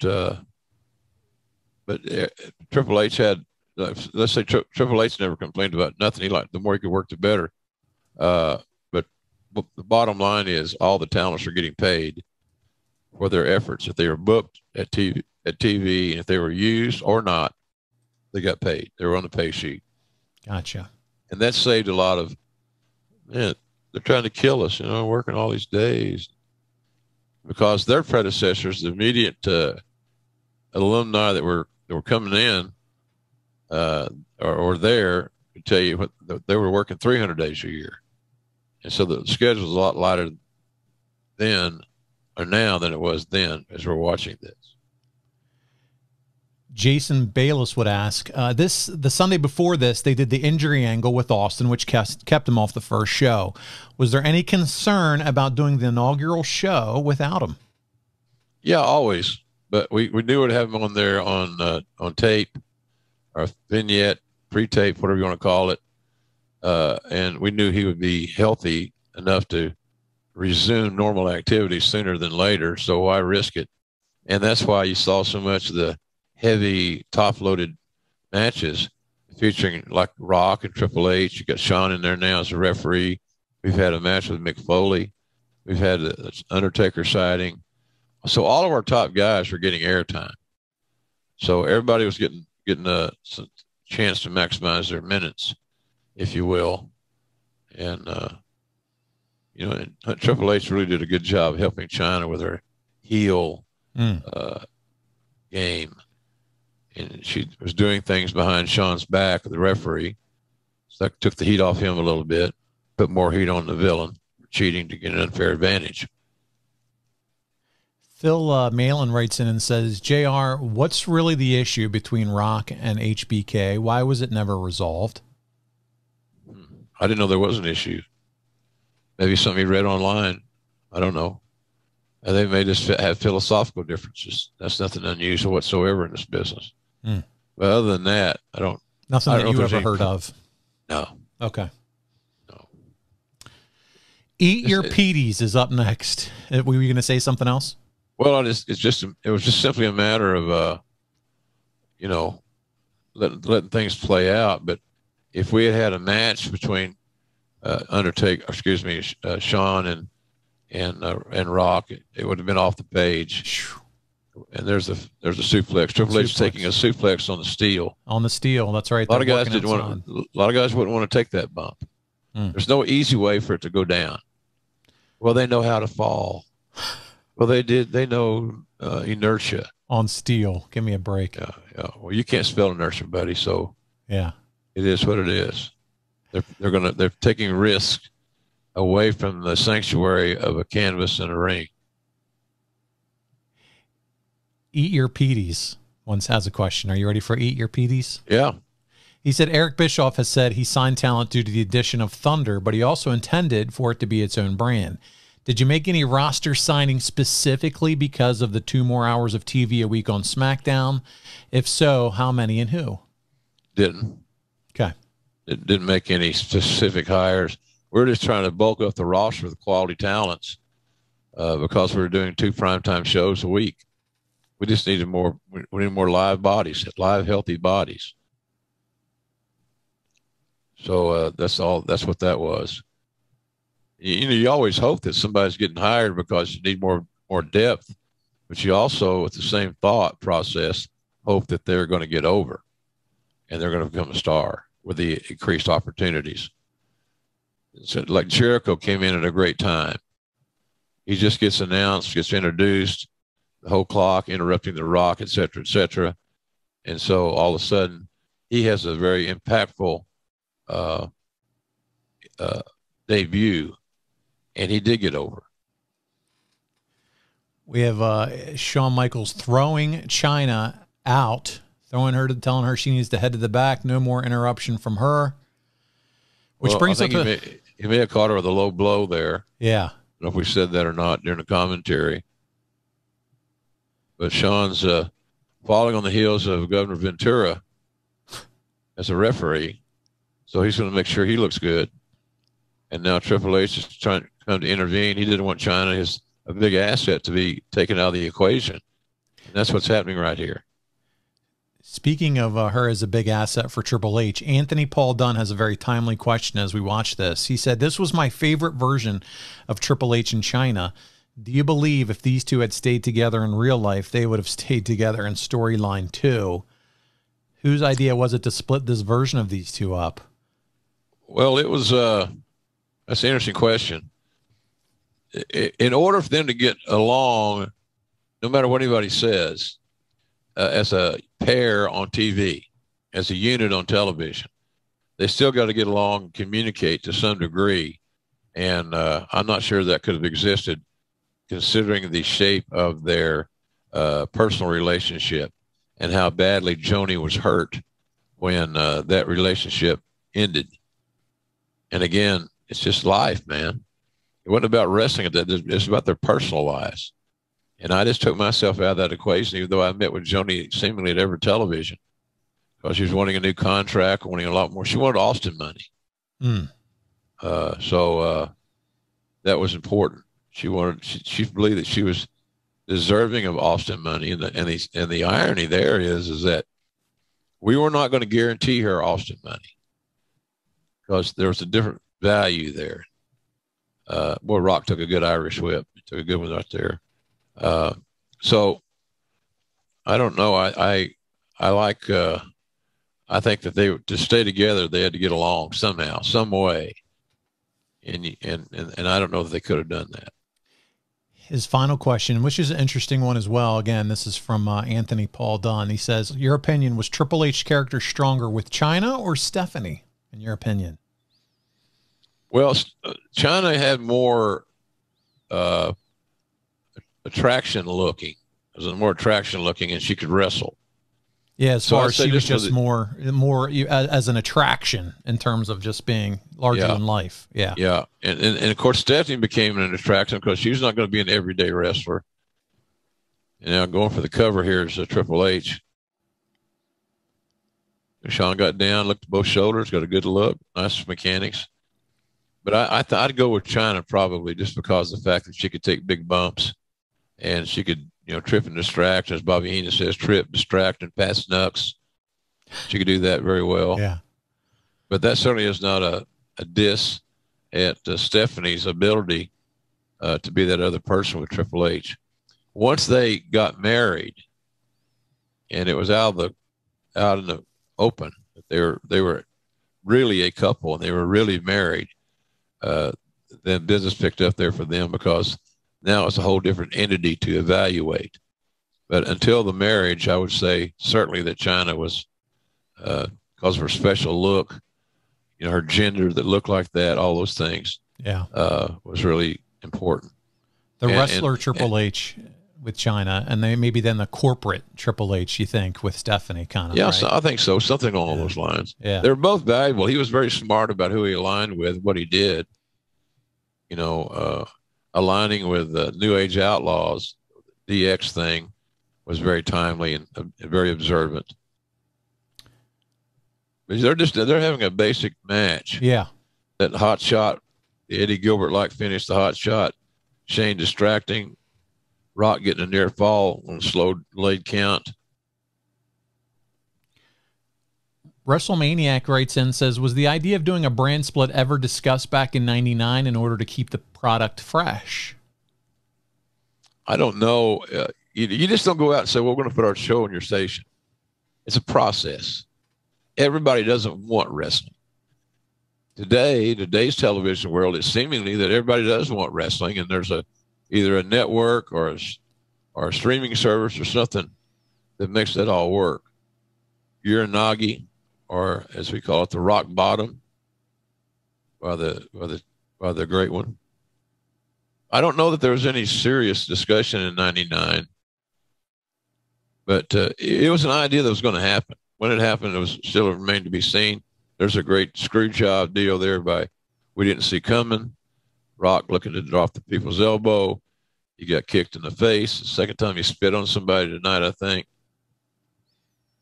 Well, the boys didn't like the spitting. Yeah, Shawn turns heel, gets the super kick. Triple H gets the win, retains the title. And there we go. So you got heat on the referee for an amazing super kick. You got Triple H using his finish. So all of a sudden you got Shawn, Triple H, and Shane out there. So all the bad guys gathered up, cheated, and they leave with the title. A lot going on there. Yeah, so there's a lot of ways to skin that cat. Shawn looked very happy right there because he's got back in his element. Here comes Chyna. She joins in. You have like this DX Corporation mix and match. You got Chyna, Triple H, you have Shawn and Shane. And that's how this is going to go off the air, with them standing tall, celebrating in the middle of the ring. First ever Smackdown. You go off with heat, and you go off with a little bit of a controversy, and you hope you go off with people talking. I was talking to the chairman of the board not too long after this action. Meltzer would speculate that the turn of Shawn was to really give Triple H that top guy rub. What do you say, Jim? Yeah, that's logical. Yeah. That's logical. And Shawn was there before. Shawn was over more. And the rub that Shawn gave Triple H was invaluable. But the great one will gear up and fight another day when we're back next week on Thursday Night Smackdown. Well, Jim, the debut of Smackdown draws a 4.16 rating and a 7.2 share from The Observer, while some in WWF expressed minor disappointment with the numbers. Can you believe that, with a 4.16 rating? It beat out the 4.0 that the highest rated show of the previous week on UPN delivered.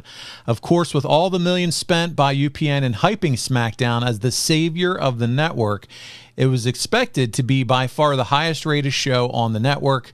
UPN during the 2 hours finished in 4th place among the networks, behind NBC's traditionally strong shows, ABC and Fox, but beating a preseason football game on CBS and WB. It didn't come close to being the 3rd highest rated primetime show of the night, as Vince McMahon had predicted it would.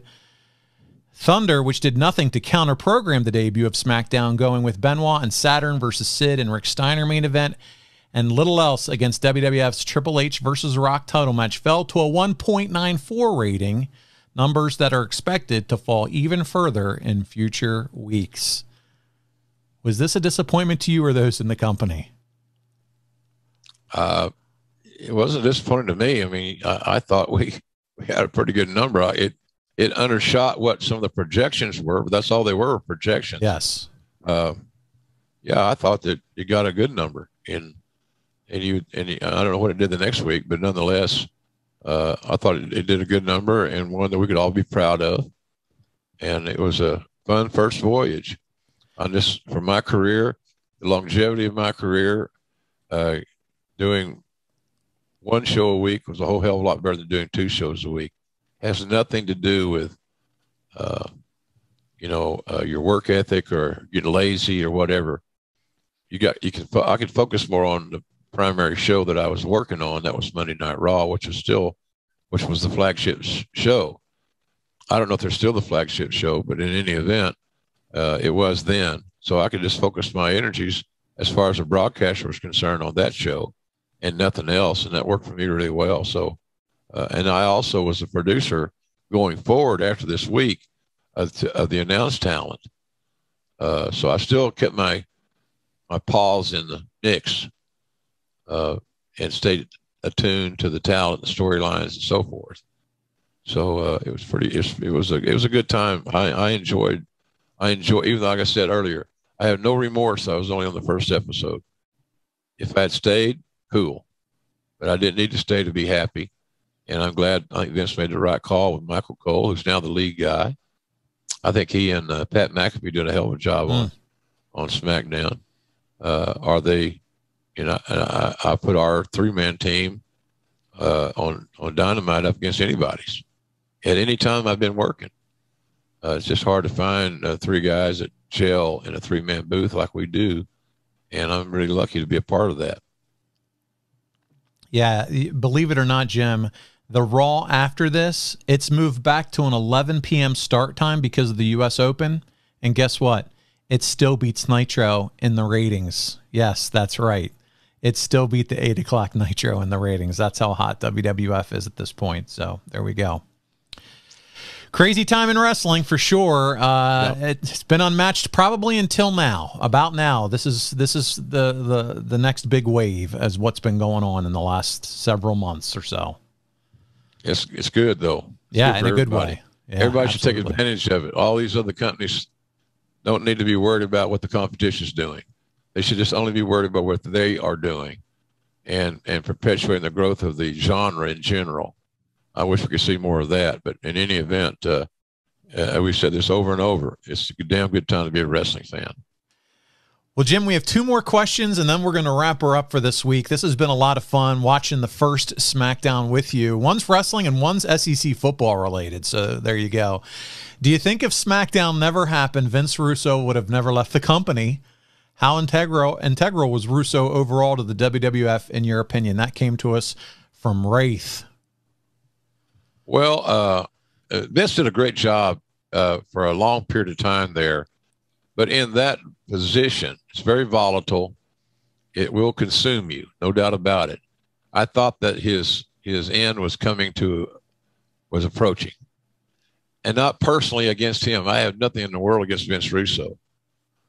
You know, he's created another life for himself via social media and so forth, with all of his podcasts and the shows he produces, manages.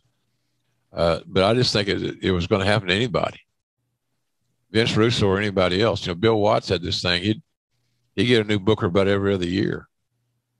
Whether, and if the guy was doing good, then he brought somebody in that could maintain that momentum.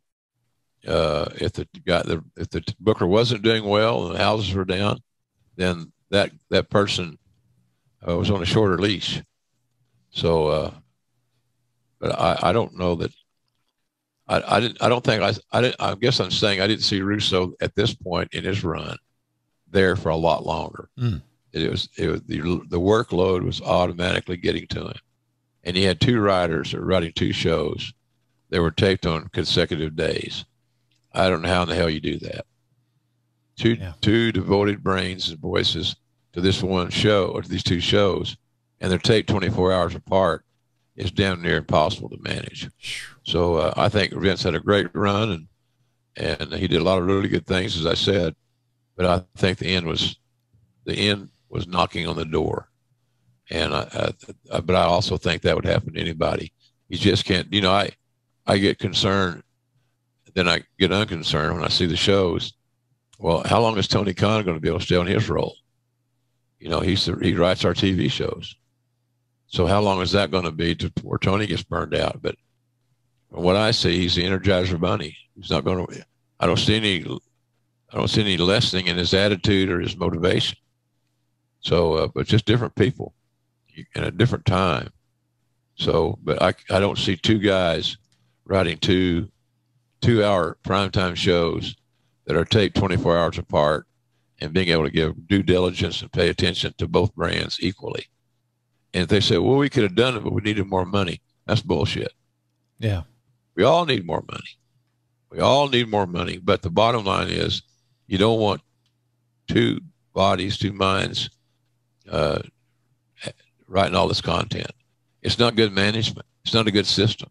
Somebody gets sick, the flu even, much less how we're living today in the COVID times. It's just hard to believe that was happening. And it finally, they got to the end of their run, and they basically walked their own plank. Makes total sense. Last question, Duran Birdwell. How's JR feel about his Sooners joining the SEC? I love it. I liked it from after I first heard about it. Got some feedback from people that are a lot smarter than me, and looking at the big picture game, it makes all the sense in the world. Again, one of the things you hear people bitch about is matches that happen on more than one occasion. They want new matchups, new issues, And I think that's what the OU going to the SEC is that you got new games, new stadiums, new adversaries, and over time you're going to have new rivalries. It'll be fun to watch, and I'm all for it. It creates new content for these guys to program their networks, and remembering that college football, which I love, is a television product. Just like the NFL has admitted over the years with their big deals, they got all kinds of multiple things going on. I just think that it's a good deal for the game. Keeps the game fresh, and it gives it somewhere to grow. And I'd like to, again, think that that's kind of what Tony Khan's open door policy is also doing, is that they're creating new roads to travel and new games to go watch. So I think that's good. Well, let my family save your family some cash. You don't need perfect credit. You don't need money out of your pocket, but we will save you money. It's not a matter if, it's a matter of how much. SaveWithConrad.com.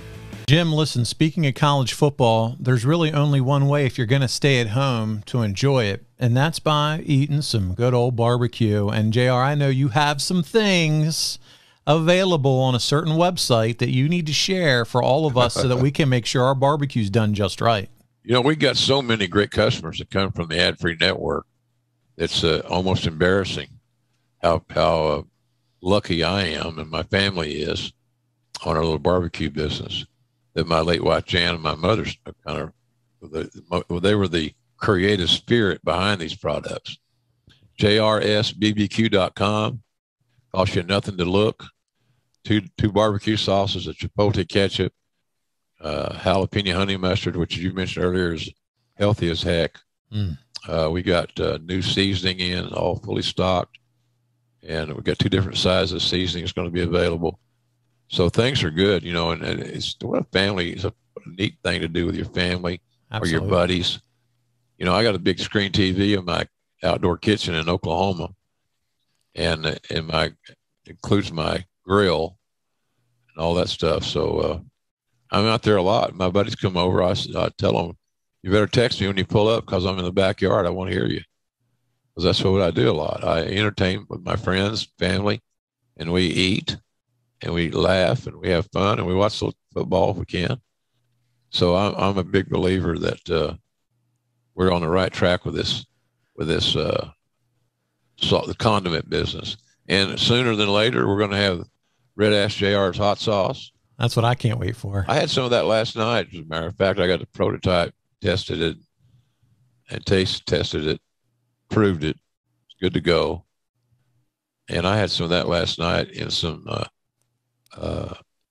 barbecue beans with a smattering of Red Ass JR's hot sauce. And it was terrific. I put too much in it because it's got some personality, let me tell you. So I had to add a little bit of cinnamon to my just bean. like its creator, a little bit of red ass. Yeah, well, I know about a lot of red ass. You look in the mirror, but nonetheless, it's working out well. I have fun doing it. Stephen Link is my manager of my site, handles all the day to day. A lot of guys out there know that name because they talk to him about shipping or what's in stock, or they want a special order or something. And we're going to do our very best to try to accommodate anything you especially ask for. So it's good. Life is good. And there's no season for grilling.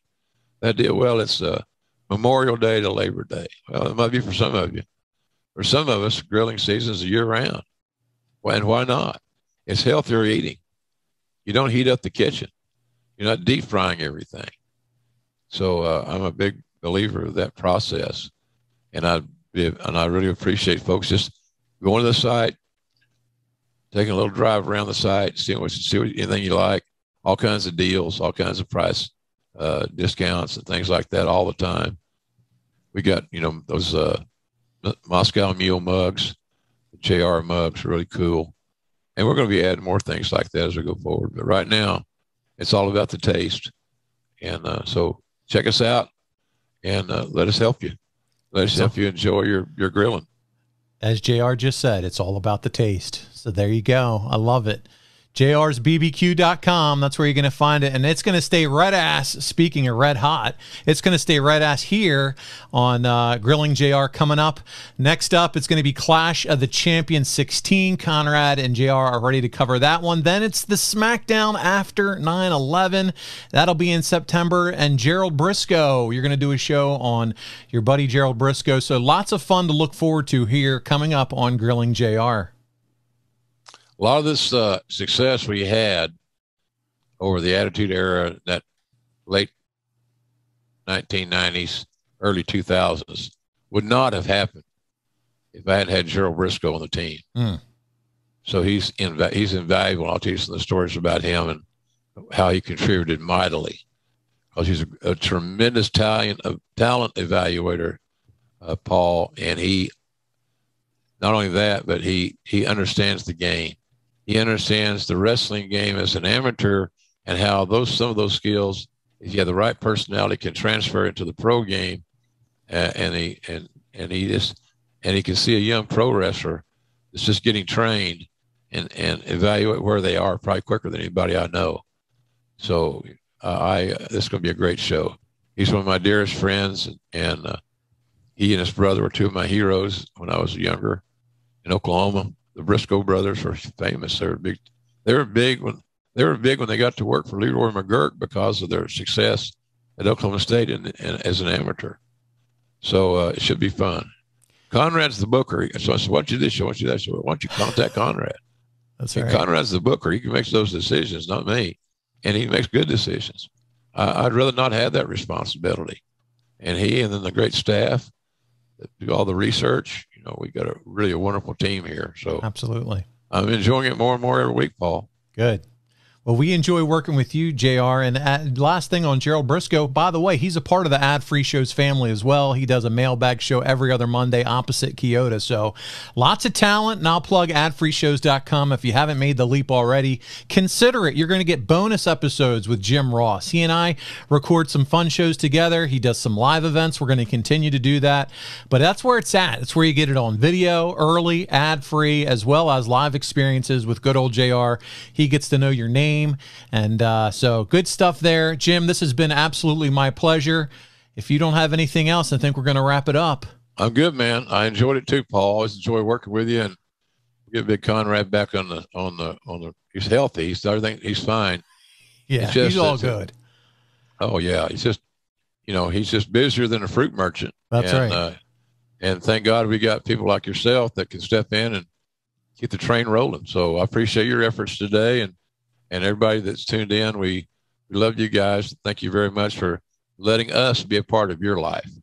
All right, JR. With that, that's going to wrap us up this week. Thank you all for listening to another episode of Grilling JR.